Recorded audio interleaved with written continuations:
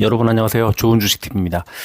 오늘은 시간이 너무 늦어진 데다가 좀 저녁 때 해야 할 일들이 좀 많이 있어서 조금 짧게 진행을 하겠습니다.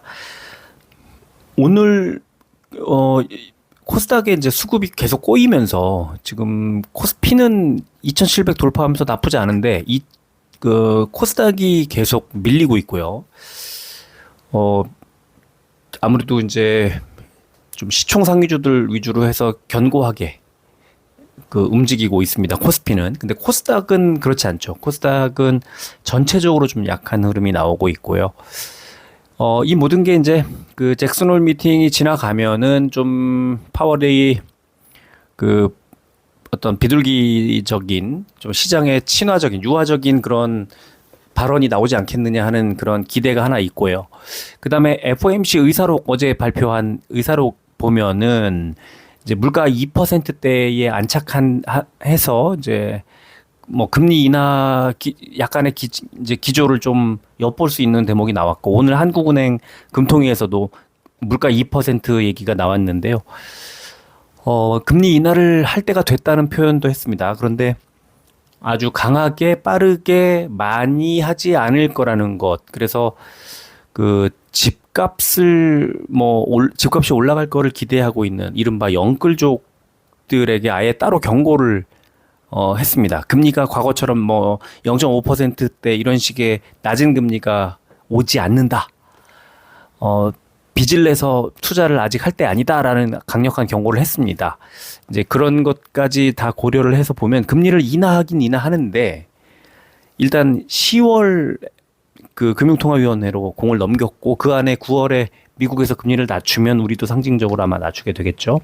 금리 인하 기대감이 이번엔 꺾였고 13번 연속 동결을 했으니까 꺾였는데 10월 금리 인하는 사실 기정사실이 거의 되어 가고 있다. 미국이 9월 금리 인하를 뭐 한 단계 또는 두 단계 할 것으로 지금 예상하고 있기 때문에 그렇죠. 그래서 지금 시장은 약간 이런저런 뭐 확실한 어떤 결과가 나오지 않고 예측만 난무하는 상황에서 조금 그동안에 많이 올랐던 부분들을 소화하는 그런 느낌이 좀 있고요. 그것도 곳에 못 참고 미국 증시는 반등을 해서 계속 강하게 움직이고 있습니다. 우리가 좀 일찌감치 겁을 집어먹고 있는 뭐 아니면은 불안함을 이제 표현하고 있는 뭐 그런 장인 것 같고요. 자, 이제 뭐 어쨌든 9월 18일 미국의 FOMC가 다가올수록 계속 요동치면서 흔들다가 반드시 우상향을 하게 될 겁니다. 이제 그 부분은 생각을 할 수 있는데 지금 미리 빼는 부분들이 조금 아쉬운 거죠. 이제 아마 미리 빼는 부분은 미리 또 어느 정도 뺀 다음에 그 다음에 다시 또 주도주를 다시 아마 정한다기보다 주도주가 보이게 되는 거죠. 이제 시장을 주도하는 종목, 돈이 몰리는 종목들이 드러나게 될 거다. 그게 이제 말씀드리고 싶은 내용입니다. 뭐 오늘은 2차 전지가 굉장히 많이 올랐고 바이오가 깨졌지만 또 내일은 또 다른 양상이 나올 수 있기 때문에 순환매 빨리빨리 돌아가고 있는 이런 부분들을 잘 캐치해서 투자 이어가시면 좋겠습니다. 자, 오늘 좀 빨리 진행하겠습니다. 코스피는 285 종목이 올랐고 599 종목이 빠져서 0.24%. 자, 오른 종목이 뭐 더 반도 안 되는데 올랐어요. 0.24. 코스피 100은 0.34 올랐습니다. 대형주일수록 상승했고 상승은 강하게 상승했고 하락 종목은 조금 빠지는 그런 흐름을 예상해 볼 수가 있겠네요. 코스닥은 365 종목이 올랐고 1213 종목이 빠졌습니다. 안 좋았죠? 0.82% 빠졌고 코스닥 150은 0.52% 하락했습니다. 코스피는 외국인 기관 양매수가 계속 들어오고 있고 코스닥은 반대로 외국인 기관의 양매도가 나오고 있는데 외국인은 오늘도 선물을 샀습니다. 자, 미국 선물지수 0.36% 나스닥 기준으로 올라가고 있는데요. 이따가 다시 한번 정리해 드리도록 하고 오늘 원달러 환율 0.17% 올라서 1337원대까지 올라왔고요. 국제유가는 1.69% 하락해서 71달러대 내려왔습니다. 코스피는 어제 해외 증시 강세로 상승 출발한 뒤에 잭슨홀 미팅을 앞둔 관망세 속에 원화 약세 그리고 외국인들의 매도세가 나오면서 등락을 반복하다가 외국인 기관의 동반 매수세가 들어오면서 상승했다 이런 분석이 나왔고, 코스닥은 어제 나스닥 상승에도 외국인과 기관의 동반 매도세가 나왔다 이런 분석이 나왔습니다. 자, 오늘은 시가총액 상위주 바로 보겠습니다. 지금 네이버 LG화학이 6%대, 네이버가 5%대, 포스코홀딩스가 5% 정도의 상승이 나왔고요. 반면에 현대차가 1.78 제일 많이 하락했고, 시총 상위주 중에서 5종목이 하락을 했네요. 코스닥은 펄러비스가 4%대, 에코프로비엠이 2%대 올랐고, 보시다시피 5종목 올랐는데, 빠진 종목은 엔캠, 리가캠바이오, 클래시스가 2%대 하락이 나왔습니다. 업종 보면은 코스피는 철강금속이 제일 좋았습니다. 당연히 포스코홀딩스의 상승 덕분에 그렇죠. 5% 가까운 상승이 나왔고요. TCC 스틸 2차전지 오를 때 항상 오르는 이 철강금속주 같이 동반 상승이 나왔네요. 3%대 올랐고요.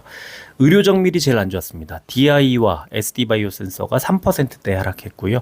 코스닥은 오락문화 업종이 좋았는데 M83이라는 종목이 오늘 상장을 해서 장중에 5만 원대까지 올라갔다가 22,300원으로 뚝 떨어졌습니다. 이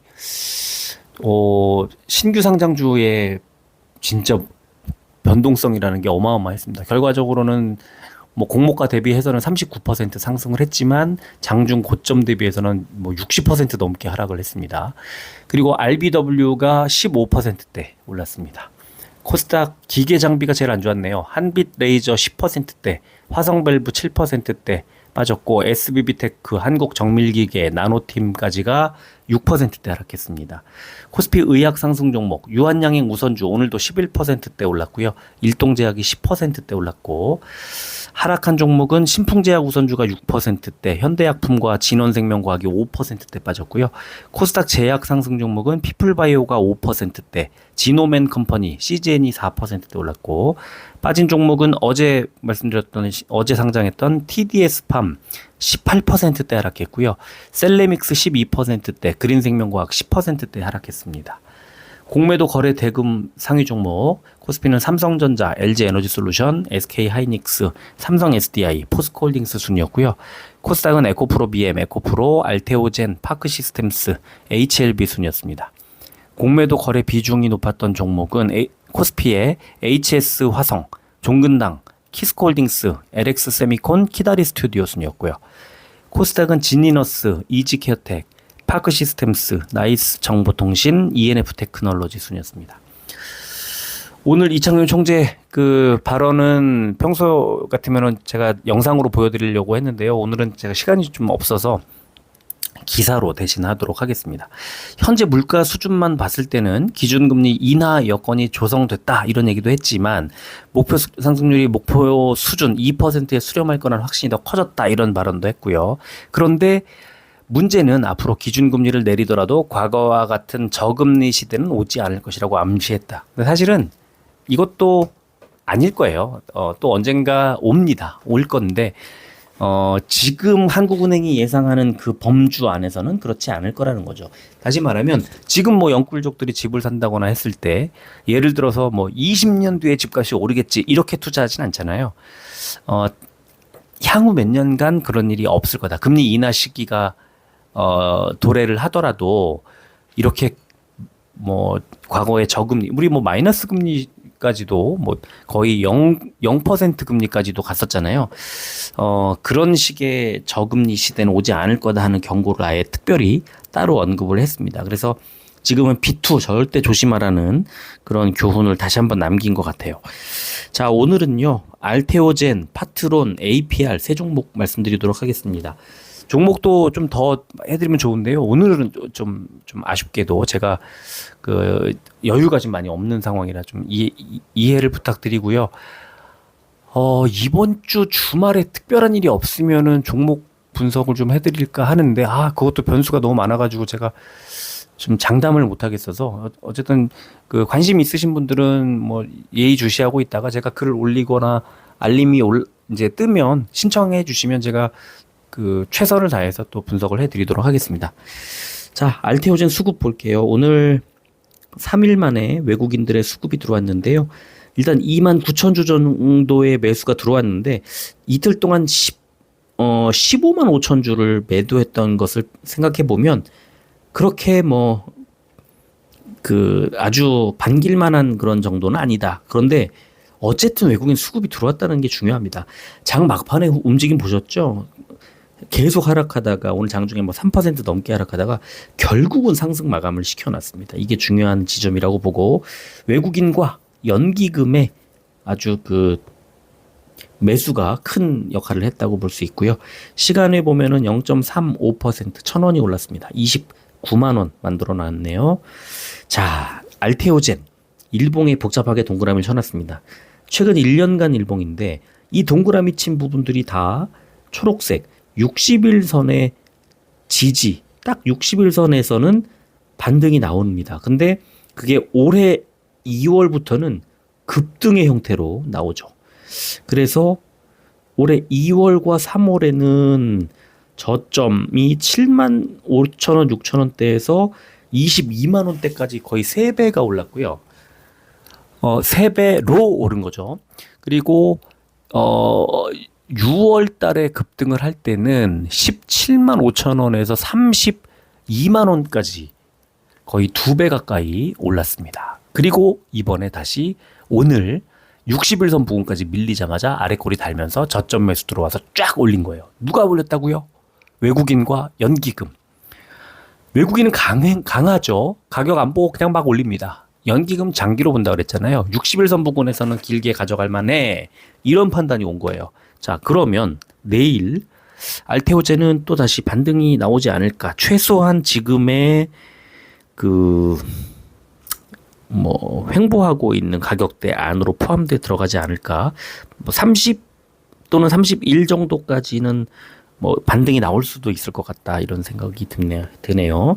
자, 펩트론 볼게요. 오늘 외국인 기관의 양 매도가 나왔습니다. 그런데 역시 외국인도 3만 3천 주 팔았는데 어제 3일 동안 15만 주 산 거 말고도 어제 3만 8천 주 산 것보다도 매도량이 많이 안 나왔어요. 그러니까 이거는 가격을 빼려고 하는 건 아니다. 거래량도 77만 주 어제하고 비슷했습니다. 어제 1,600원 올리고 오늘 1,400원 뺐으니까 큰 의미 없다. 바로 반등 나올 수도 있는데 그거는 이제 아직은 좀 지켜봐야 되지만 작정하고 주가를 빼려고 매도하는 그런 모습은 아니다. 이런 말씀을 드리고요.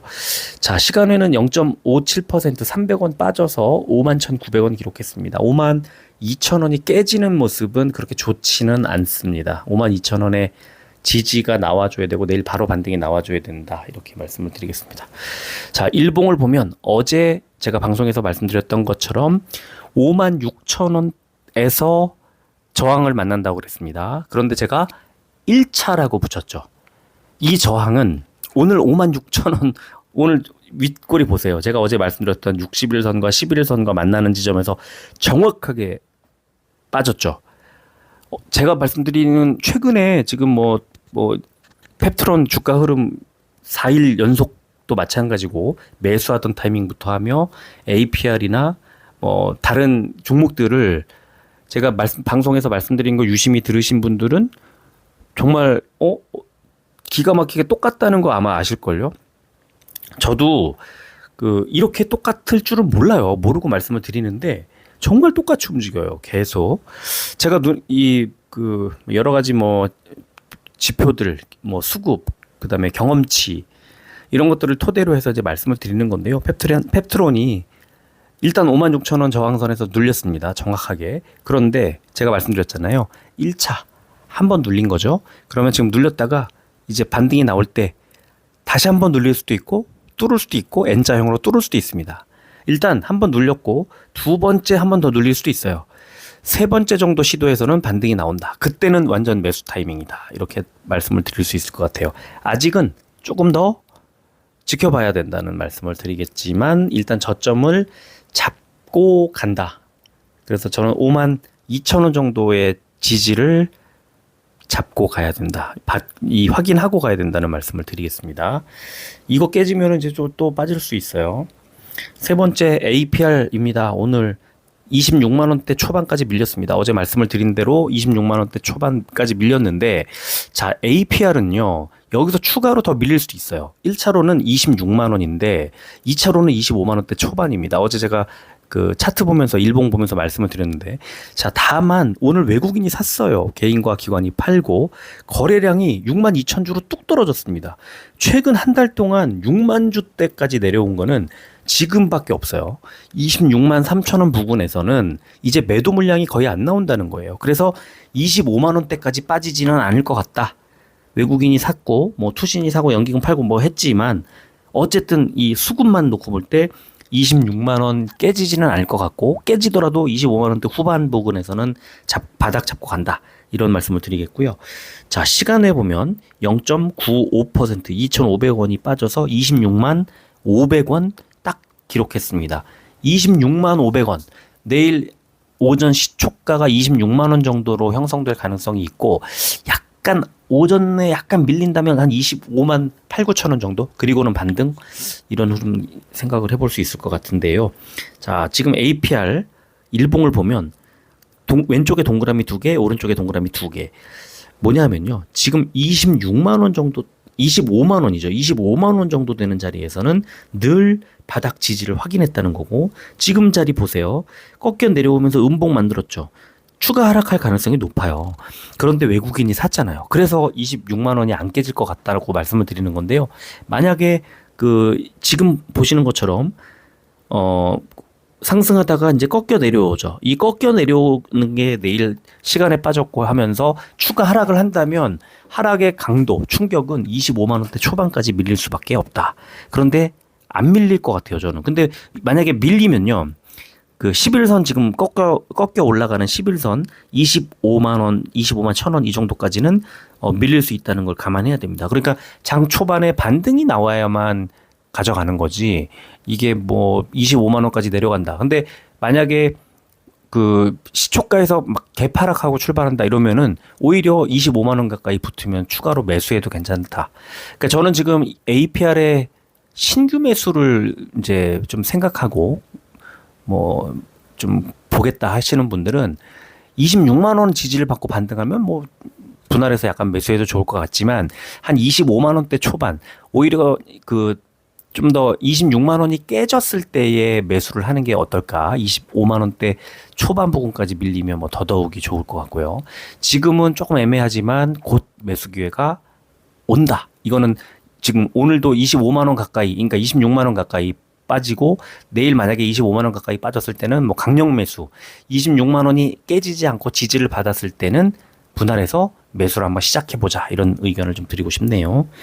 자, 지금 선물 지수가 뭐 크게 오르고 있습니다. 다우가 38, S&P 500이 12.5, 나스닥이 71포인트 정도 올라가고 있는데요. 이제 미국 증시 개장까지는 한 50분 남았습니다. 다우가 22, S&P 500이 9.75, 나스닥은 57까지 조금 밀렸습니다. 상승 추세가 꺾였습니다. 약간 이제 미국 증시가 좀 강보합권 내지는 뭐 좀 약하게 상승 출발을 할 것으로 예상이 되는데, 자, 이제 내일 새벽 사이에 뭐 어떤 결과들이 나오게 될지, 뭐 잭슨홀 미팅도 그렇지만 지금 앞으로 한 2주 정도는요, 일희일비 어떤 작은 소식들에 예민하게 시장이 반응할 가능성이 높습니다. 변동성이 좀 커질 거고요. 첫 번째 FOMC, 9월 FOMC가 결과가 금리를 인하하는 것은 거의 확실할 것 같아요. 이거는 우리 기억을 하시겠지만 금리 인상이 시작되고 나서 처음으로 오랜 암흑기를 끝내는 상징적인 것이기 때문에 주가는 우상향을 할 가능성이 높다. 근데 어느 섹터가 움직이게 될지는 뭐 알 수는 없다. 그죠? 반도체 2차전지 바이오가 뭐 3톱인 것은 뭐 분명해 보이고요. 거기에 조선과 화장품 정도 이제 유심히 보고, 뭐 게임 정도, 이 정도 보는 건데, 어떻게 움직이게 될지 좀 더 지켜봐야 될 것 같습니다. 자, 오늘은 짧게 이 정도 하고 마무리하겠습니다. 끝까지 들어주셔서 고맙습니다.